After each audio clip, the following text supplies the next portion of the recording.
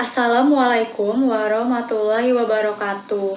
Nama saya Alifa Rike Indriani dengan NIM 2211181002 Teknik Elektro 2018 kelas A, mahasiswa mata kuliah Sistem Telekomunikasi Universitas Jenderal Ahmad Yani.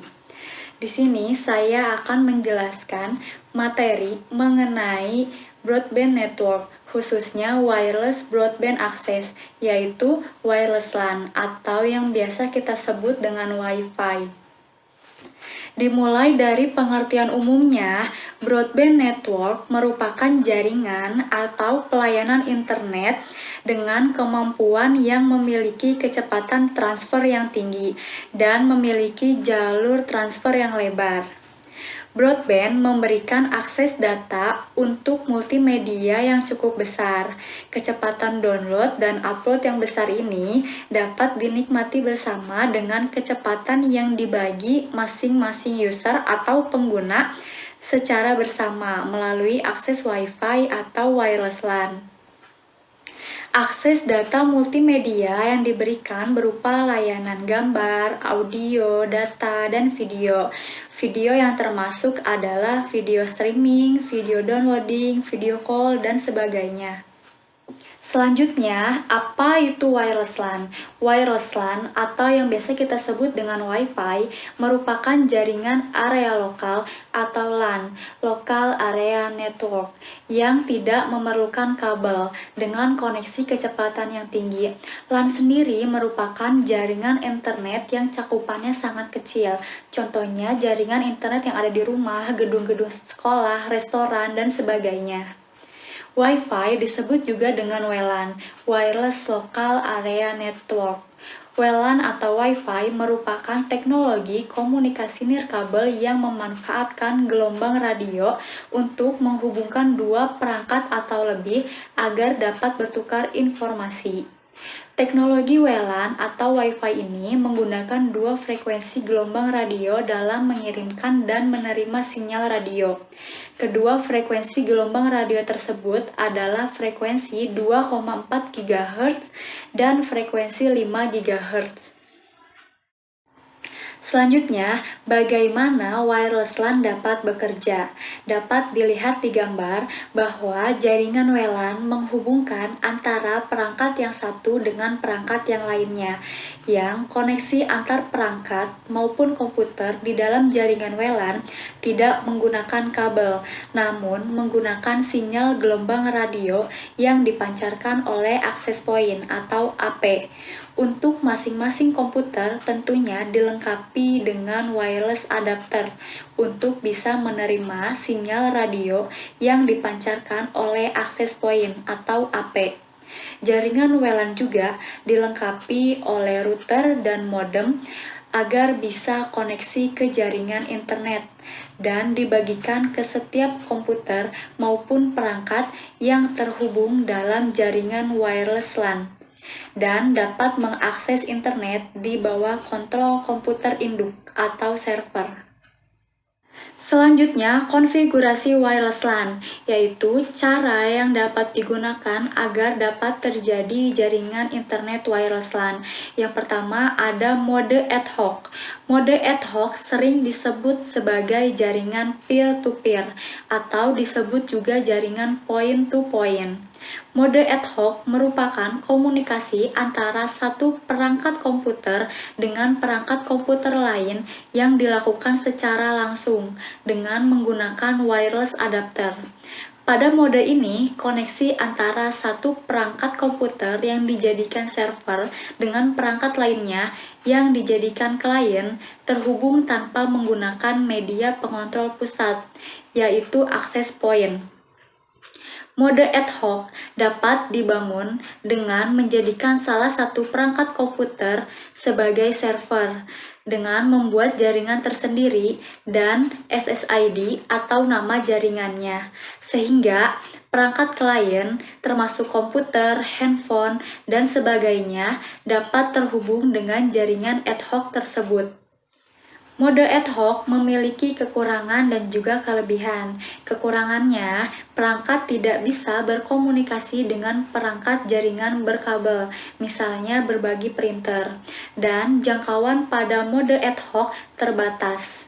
Kelebihannya, mode ad hoc sangat sederhana, fleksibel terhadap suatu keperluan, sehingga bisa digunakan kapanpun dan dimanapun ketika dibutuhkan.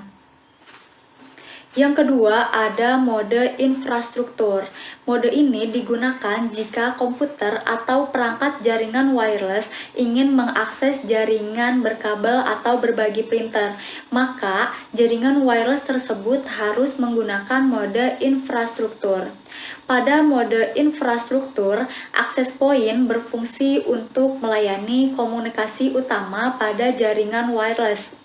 Akses point mentransmisikan data pada perangkat dengan jangkauan tertentu. Penambahan dan pengaturan letak akses point dapat memperluas jangkauan dari wireless LAN. Jangkauan perangkat akses point biasanya sudah dibuat cukup besar. Ditambah lagi, kita bisa memperbesar sendiri daya jangkau dari akses point tersebut. Mode infrastruktur tentunya memiliki kekurangan dan juga kelebihan. Kekurangannya yaitu dengan menambah biaya untuk pengadaan perangkat akses point. Namun kelebihannya, mode infrastruktur memiliki jangkauan akses point cukup besar dengan kapasitas bandwidth lebih besar karena koneksi setiap Wi-Fi klien mengarah pada akses point. Selanjutnya mengenai arsitektur jaringan wireless LAN, perancangan atau rancang bangun terhadap jaringan wireless LAN. Yang pertama ada Basic Service Set atau BSS. BSS merupakan suatu konfigurasi wireless LAN yang terdapat sebuah akses point yang terhubung pada jaringan kabel maupun jaringan tanpa kabel. BSS menggunakan mode atau jaringan infrastruktur. Setiap klien menggunakan akses point untuk saling berkomunikasi. Seperti yang sudah dijelaskan sebelumnya bahwa jaringan atau mode infrastruktur merupakan suatu bentuk jaringan wireless LAN di mana menggunakan akses point dan semua komunikasi wireless harus melewati akses point atau tidak ada transmisi langsung client to client. Yang kedua ada Extend Service Set atau ESS. ESS merupakan suatu konfigurasi wireless LAN yang terdiri dari dua atau lebih Basic Service Set (BSS) yang terhubung menjadi satu dalam suatu distribution system. Sistem ESS sedikitnya memiliki dua akses point yang menyebabkan jangkauan area dari jaringan wireless tersebut menjadi luas. Setiap klien menggunakan akses point untuk saling berkomunikasi. Yang ketiga ada Independent Basic Service Set atau IBSS. IBSS disebut juga sebagai jaringan ad hoc. Pada IBSS tidak terdapat akses point dalam suatu distribution system, atau dapat dikatakan pada jaringan ini station atau perangkat berdiri sendiri-sendiri, di mana setiap station atau perangkat berkomunikasi dengan cara peer-to-peer, client-to-client. Komunikasi antar station atau perangkat pada IBSS yaitu dengan mengirimkan beacon karena tidak menggunakan akses point. Sedangkan beacon sendiri adalah frame pendek yang dikirim dari akses point ke station atau perangkat jika dalam mode infrastruktur dan ke station to station atau client to client jika dalam mode ad hoc. Beacon berfungsi untuk mengorganisasi dan mensinkronisasi komunikasi wireless pada wireless LAN. Selanjutnya mengenai standar wireless LAN atau standar protokol terhadap wireless LAN. Dapat diketahui bahwa sebuah grup dari organisasi insinyur bernama IEEE atau Institute of Electrical and Electronic Engineers yang mengatur standarisasi dalam bidang teknologi informasi. Setiap standarisasi yang diciptakan memiliki kode tersendiri, sedangkan jaringan wireless memiliki kode 802.11. Dengan adanya standar ini dimaksudkan agar setiap perangkat wireless yang berbeda tetap dapat berkomunikasi meski berbeda vendor atau merek. Standar WLAN atau Wi-Fi yang pertama yaitu 802.11. Standar ini mendukung bandwidth dengan jaringan maksimal 2 megabit per second. Standar ini sudah terlalu kecil untuk komunikasi jaringan pada saat ini. Oleh karena itu, perangkat wireless dengan standar ini sudah tidak diproduksi lagi. Selanjutnya, standar WLAN atau Wi-Fi yang kedua, yaitu 802.11b. Standar ini mendukung bandwidth jaringan 11 megabit per second dan bekerja pada frekuensi 2,4 GHz. Jangkauan sinyal standar ini mencapai sekitar 150 kaki atau kurang lebih 45 meter.